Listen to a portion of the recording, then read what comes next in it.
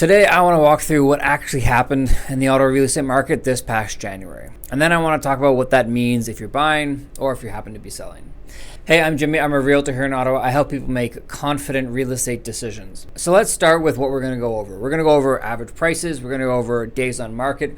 We're going to go over months of inventory. And we're going to break some of the average prices down so you have an idea of what exactly happened in the first month of 2026. So the average price across Ottawa this January was about $621,000. Now, last January, it was closer to $638,000. So prices are lower year over year. Looking just at residential homes, the average price was about $728,000. Last January, it was around $762,000. So residential prices actually softened this January compared to last year. Condos saw the biggest shift. This January, the average condo was about $385,000, while last January it was about $440,000.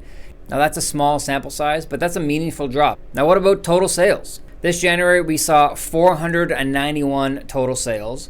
339 of those were residential and 154 of them were condos. Last January, there were more sales overall, but interestingly, residential sales were actually higher this January, while condo sales were lower. Let's take a look at days on market. This January, homes took longer to sell, overall about 54 days. Houses around 49 and condos around 66. Last January, homes were moving a little bit faster, especially condos. So buyers today are taking a little bit more time. But with those numbers in both years, the sample sizes are low. So while they do represent what happened in January, it doesn't necessarily mean it's going to be the trend for the 2026 year.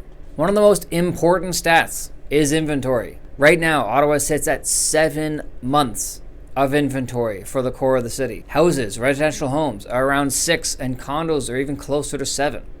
As a reminder, 1 to 3 months of inventory, that's a seller's market. We saw that during COVID. 4 to 5, that's a balanced market. That's a nice market to be in. 6+ months is considered a buyer's market. So overall, we're in buyer territory right now. At least we were for January. Now let's break down some of these prices by home type. So detached houses were about 827, down from 849. Semi-detaches saw a bigger change, about 695 this January, down from 780 last year. Row homes were a little bit more stable, about 606,000 this January, down slightly from last year.